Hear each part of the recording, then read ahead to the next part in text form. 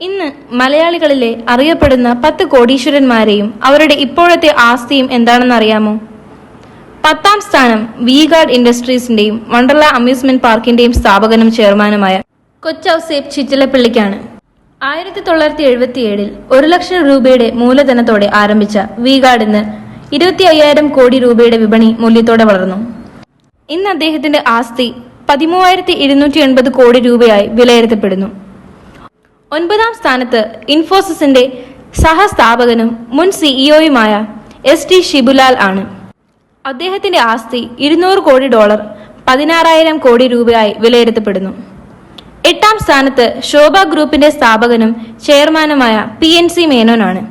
അദ്ദേഹത്തിന്റെ ആസ്തി $280 കോടി, 23,240 കോടി രൂപയായി വിലയിരുത്തപ്പെടുന്നു.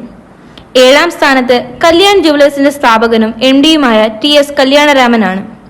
അദ്ദേഹത്തിന്റെ ആസ്തി $320 കോടി, 26,560 കോടി രൂപയായി വിലയിരുത്തപ്പെടുന്നു.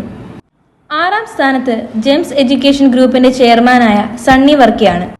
അദ്ദേഹത്തിന്റെ ആസ്തി $330 കോടി, അഥവാ 27,390 കോടി രൂപ ആയി വിലയിരുത്തപ്പെടുന്നു.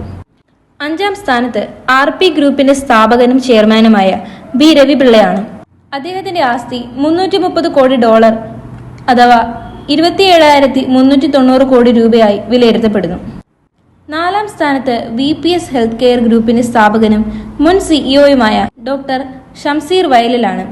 അദ്ദേഹത്തിന്റെ ആസ്തി $380 കോടി, അഥവാ 29,050 കോടി രൂപയായി വിലയിരുത്തപ്പെടുന്നു. 3ാം സ്ഥാനത്ത് ഇൻഫോസിസിന്റെ സഹസ്ഥാപകനും മുൻ സിഇഒയുമായ ക്രിസ് ഗോപാലകൃഷ്ണനാണ്. അദ്ദേഹത്തിന്റെ ആസ്തി $380 കോടി, 29,050 കോടി രൂപയായി വിലയിരുത്തപ്പെടുന്നു.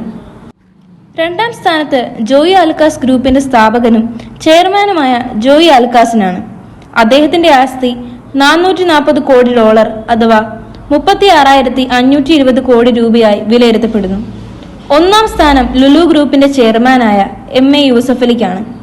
അദ്ദേഹത്തിന്റെ ആസ്തി $760 കോടി, അഥവാ 63,080 കോടി രൂപയായി വിലയിരുത്തപ്പെടുന്നു. 2024 ഫോബ്സ് മാസിക പ്രസിദ്ധീകരിച്ച കണക്ക് പ്രകാരമുള്ള കേരളത്തിലെ കോടീശ്വരന്മാർ ഇവരൊക്കെയാണ് കേട്ടോ. ആഞ്ഞു പിടിച്ചാൽ അടുത്ത കൊല്ലത്തെ ലിസ്റ്റിൽ നമുക്കും കയറിപ്പറ്റാൻ കഴിയും. ചുമ്മാ ഒന്ന് ശ്രമിക്കുന്നേ. PSCയുടെ റാങ്ക് ലിസ്റ്റിൽ കയറാൻ പറ്റുന്നില്ല, പിന്നല്ലേ ഈ ലിസ്റ്റിൽ എന്നല്ലേ നിങ്ങളിപ്പോ പിറുപിറുക്കുന്നത്.